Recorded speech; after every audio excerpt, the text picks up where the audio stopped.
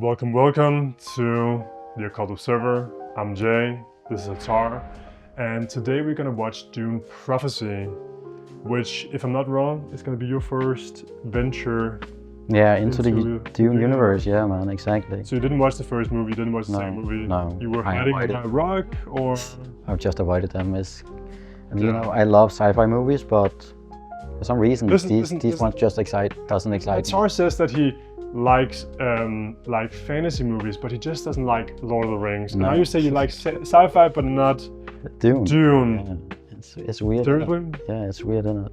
Well, so this is going to be a trial by fire here. And even if you don't like the first episode, you are in luck because we're going to watch the entire season. Yeah, we're going to do that. And react to it. So basically, yeah, we're coming off a weekend full of testosterone with the Tyson Jake Paul fight and the UFC event, and then also Gladiator 2 that came out. But now we're gonna hang out with some space witches. So I hope you guys are ready. Apparently so. So basically, we're just gonna be reacting to the show and commenting on it, and then just sharing our thoughts from a more occult perspective. Yeah. So you ready? Yeah. Let's get into it. Let's do it. This is, by the way, non-alcoholic ginger beer. Very delicious. You say you don't like ginger beer, huh? No. Cheers. I'm just gonna force you to do like a lot of stuff you don't like what you show you don't like, drinking. It's actually it tastes like a gin has. Yeah, so this is what we call the Butlerian. Yeah, but the VFX holds up. So this is like where they're fighting against the thinking machines that took over AI. Mankind made a revolt against the machines, and they destroyed all the machines down to the calculator. And this created sort of like a vacuum where people have become over-reliant on machines. So their sort of like mental abilities had atrophied. So now sort of like in the wake of the destruction of all the machines, they can't like navigate the universe, they can't calculate big numbers, they can't strategize so well because like all the human faculties would have decayed, So now they have to like relearn how to use their minds. This includes the guild navigators who need to like maneuver the universe and between planets using just their minds. And now we have here the Bene Gesserits, and they have they go through an incredible training. Like it's like Navy SEALs on steroids. This type of training they go through. They have to like learn to control every single muscle in their body. They need to like detoxify if they've been poisoned. So it's like a lot of martial arts. It's a lot of thinking and strategizing. And they're going to become a very, very powerful, spoiler alert, very powerful faction of the Dune universe. So they basically do eugenics here, They bring together different families and they sort of like try to breed the perfect human being. Oh yeah, like some people did back in the history. Yeah, so there were some weird people called the were the founders of the party. Yeah. And they were actually cultists. They were called the Tool Society. Yeah, you shouldn't mention that's Oh, it's a bad word. Yeah. Yeah. It's Yeah, well, so when the Naughty Party in Germany rose, they were founded by occultists. It was indeed, and they had some really weird beliefs. Yeah, very weird beliefs.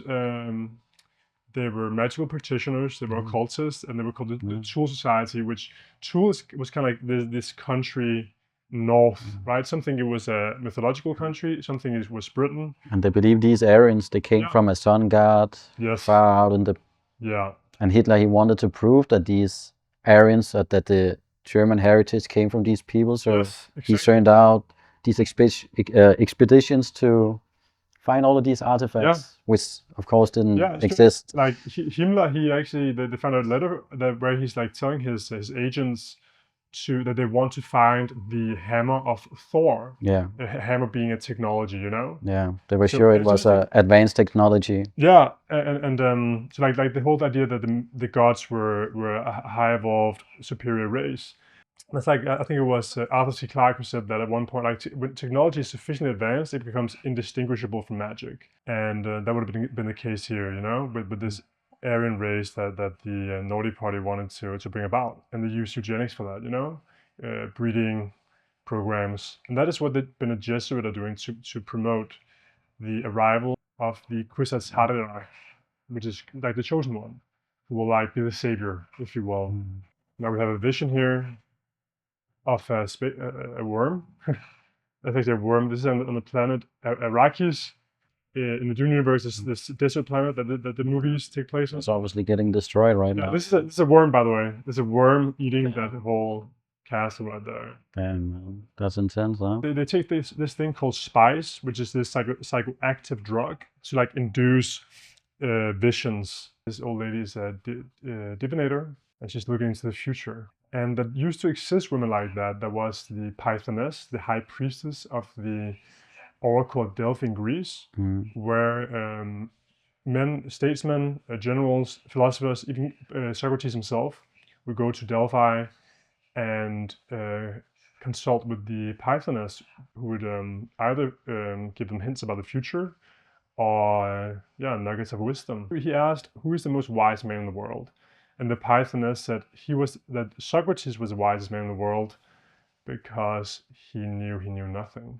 Yeah, so it's a man's world, Dune, you know, despite these are not powerful yet. They are just a group of women, and they feel threatened, and they're like, you know what, we gotta get someone on the throne, one like us, a fellow woman.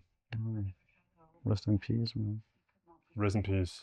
I think she embraced death well, you know, like witches, occultists, people who are familiar with the spiritual realms, I think they're more comfortable with death because they know it's not the end. That energy can never be destroyed, it just changes form.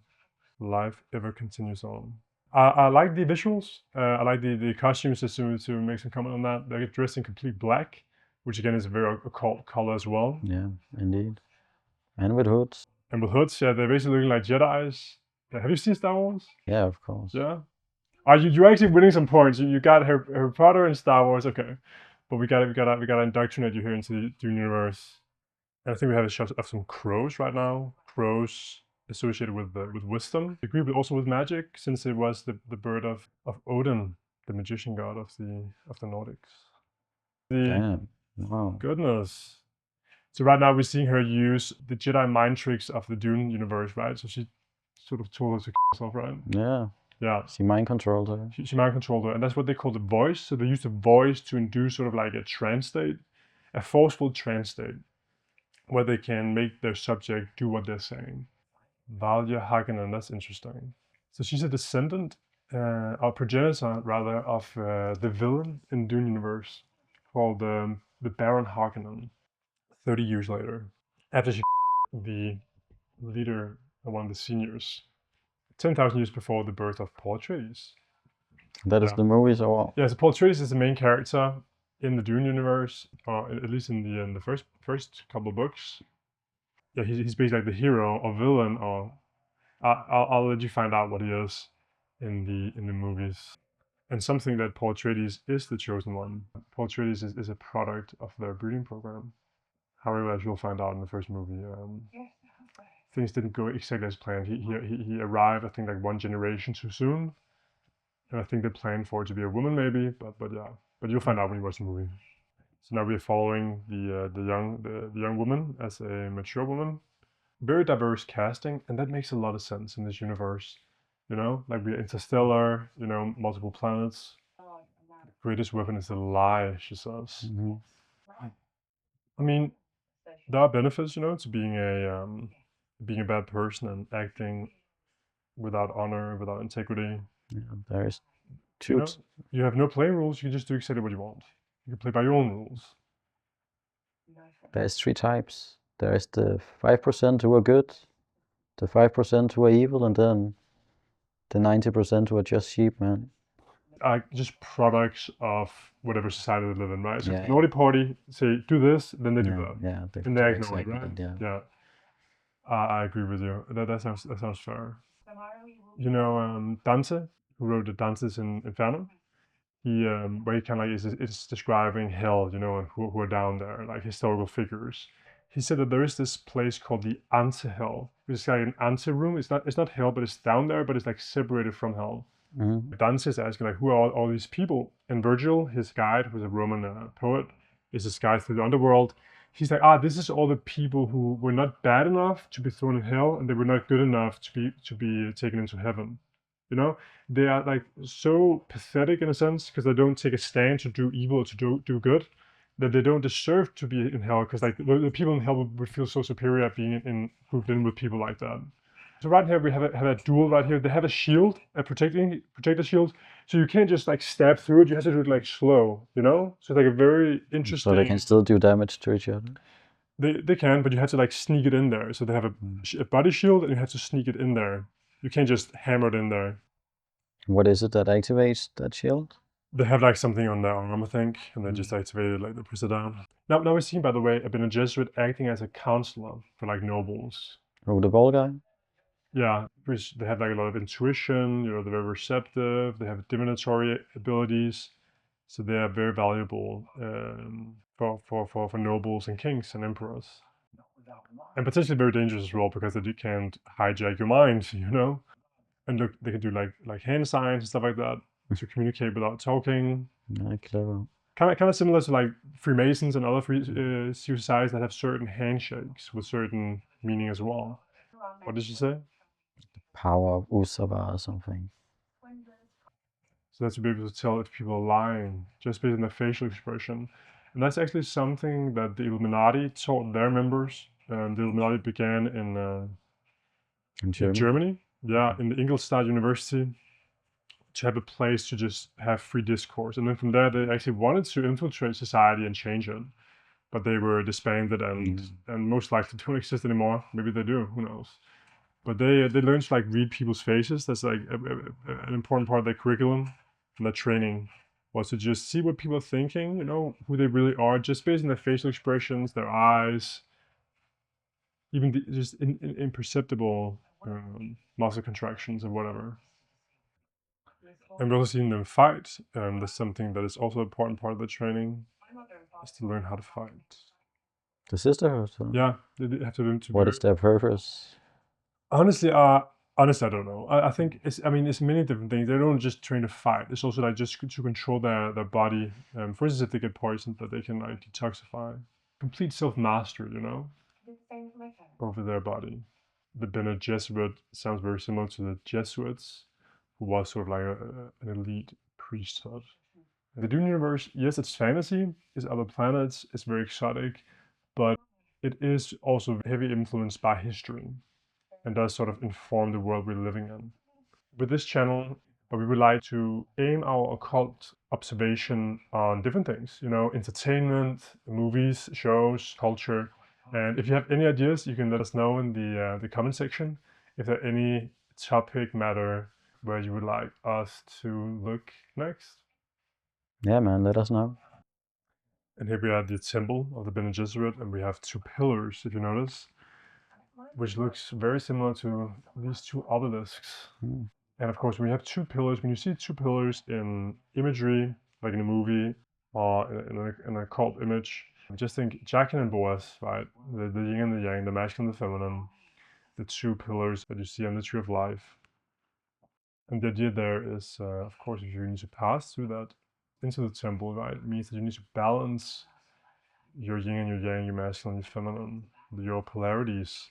And of course, this is also another challenge, you know, with modern society. There's a lot of fluidity in people's perceptions, right? Like it's more moving away from positivism, where we have the ontology of truth, and then towards a more social, sort of like constructionistic paradigm, where it's about like your subjective viewpoint.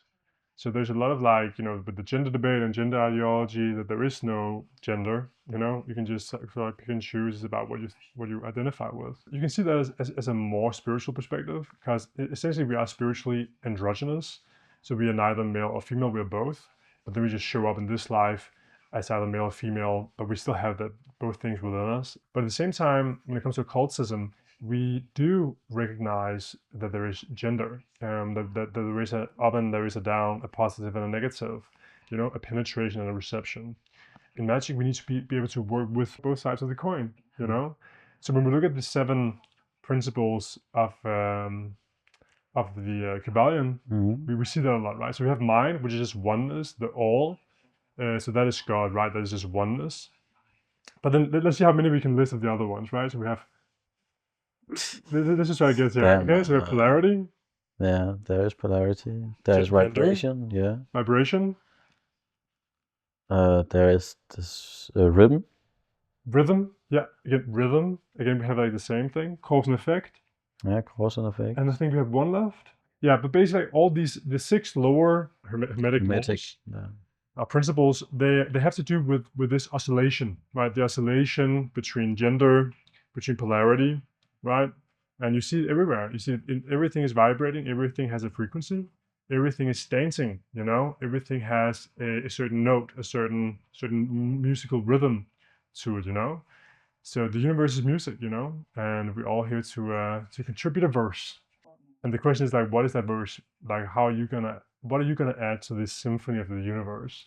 It's something we all need to find out, because we are unique. You know, we vibrate at our own frequency, of course, at a certain level. But we are here to be who we are. We are shine our light, and as Crowley says, do what we willed. So that's like what I hope for everyone watching this, everyone not watching it, everyone, is to be who you are. Like, really to be who you are, because there's no one like you, and you're not here to be anyone else. You're not here to be molded into someone else. You're here to be who you are. Exactly. To grow into your own being. When you do that, that's actually when you act in harmony with the universe. But because by doing your will, you're doing God's will. You're acting from God within you. You know. That's one way to. And by doing that, you're bringing to bear your gift, right? So it's about finding out who you are and giving that gift of who you are. And if everybody does that, I believe we will create a harmonious society and world. Leave a positive impact. Yeah, and I think you will. I think you will have a positive impact if you're acting from truth. You know, truth, goodness, beauty, same thing. It's the same. That which is good is beautiful. That which is beautiful is truthful. That's some dress, huh? Yeah, that's kind of right. A scarlet dress. I'm kind of reminded of the scarlet woman in Selima, who was mentioned in the Bible. Babylon, Miss Babylon. Do you think I could join the Bene Gesserit, given that I wear black? I mean, Achilles, the most badass warrior, he managed to hide with girls because like prophecy said that Achilles would die if he went to Ilium or to Troy, so he was hiding with girls. Mm-hmm. And then I think Odysseus, he made some clever trick to figure out who he was. I think he was saying like there was like war, there's somebody is attacking, and then like Achilles was the only one ready to fight, and all the girls were like hiding or something. Yeah, it was a formality. A formality. There's a pomegranate seeds we have here, and the pomegranate is very interesting. In Greek mythology, we have Persephone, who eats a pomegranate, and because she does that, she belongs to Hades, to the underworld. Jesus Christ. Persephone was originally called Kor before she was abducted by Hades, and then she became Persephone. So Kor is it means maiden, so that's a maiden, and Persephone is the witch. Meanwhile, Demeter, her mother, is the mother. Very witchy symbolism right here with the pomegranates. Very witchy symbolism. It's a wild haircut right there. Yeah, so like basically she's been married to a boy. Yeah. Wow, what's that? Wow. Oh, a chameleon. No, it's like a lizard, huh? Lizard. So, it's a robot, which of course is not allowed. That's illegal. It is. So robots are illegal in the Dune universe. The machines have been destroyed by mankind, and now we see that this lizard robot has just and this is not very good. You know, the young boy, he had a little robot lizard. That technology is forbidden, as she says. This is very, very bad. Now she's protecting her husband. Thinking machines not allowed. Meanwhile, we are embracing thinking machines, potentially thinking machines. A warning that don't become too reliant on machines, right? It's like what Prince said. He was like, use the internet, don't let the internet use you. Use the computer, but don't let it use you. You also the Matrix, right? Like you should know better. Frank Herbert, who wrote the Dune books, he wrote in the 60s, right? And his friend was Alan Watts. I'm sure many of you watching this know Alan Watts. They were friends. And he would actually sit in his boat and like ride on Dune and like discuss it with Alan Watts, you know? I think they had some pretty dope conversations, those two. Yeah, I like Alan. Yeah, you like Alan Watts? Yeah. So we hear that House Carino were the ones that defeated the machines. House Carino is the family of the emperors. So they're sort of like the most powerful family. It was the shamans who created the laws, and counseled and advised the ruler of the tribe. And so everything we actually have in civilizations world comes from the shamans. But yeah, they were lawgivers and the first politicians, the first artists, whatever. But yeah, and Plato, he said that society will continue to be unhappy until rulers become philosophers, or philosophers become rulers. Philosopher is a lover of wisdom. It's basically a sage. It's a shaman. It's a magician, right? And with the Bene Gesserit, we have essentially a shamanistic tribe. Nowadays, we don't have many shamans, and those who have are certainly not politicians, lawgivers. No, for sure not. But that would be very ideal if they could undergo spiritual training. Graham Hancock, he says that if you want to be a politician, it should be by law, you should have to do 10 to like 15 ayahuasca ceremonies. But here in Denmark, there was a politician who took mushrooms and microdosed it. Yeah, nice, right. The gods are listening. Always, man. He seems like a shaman, doesn't he? Only by look. Got a club scene here. See how nightclub life is in the future. And she has blue eyes. Notice the bartender? She has blue eyes. That's because she's taking spice. And you'll find out what spice is in the movies. I don't know how big of a part they play here. But spice is a psychoactive drug, which is basically the center of the Dune universe. But she doesn't look like somebody who's tripping, though. No, she's not tripping now. But it's just you can also put it in your coffee and your food. It's like a ingredient basically. So they are exposed to it a lot, and so that therefore they get blue eyes. It doesn't mean that they have necessarily any psychic abilities or walking around tripping all the time. But yeah, if you get a big enough dose of spice, you'll see stuff. You'll see into the future or something if you can take it. That's what they're taking now, yeah? I think it does. Yeah, I think they're doing spice now. They're taking spice, and they're gonna get it on. Yeah. Say less, man. A little action here. A little indoor Olympics. Another back at the temple here. It's like a nunnery, right? Like in London? Nunnery? Ah. Yeah. I'm taking you don't like the ginger beer? It's aight. It's a little rough in the throat, but... Yeah, so this is Arrakis, and we're seeing a spice harvester that is damaged. We're seeing a man. So it's legal spice, huh?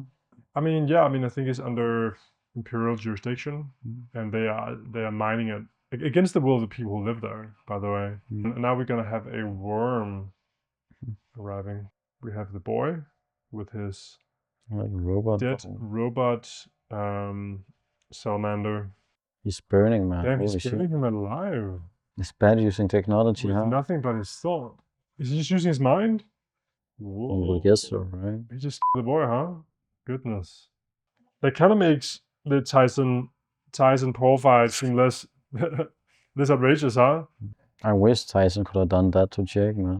Goodness, man, her as well. Burning, man. The fuck. Another one is burning. Goodness sakes. Yeah, I think it's gonna end here with a close up of her eye and embers flickering into the universe.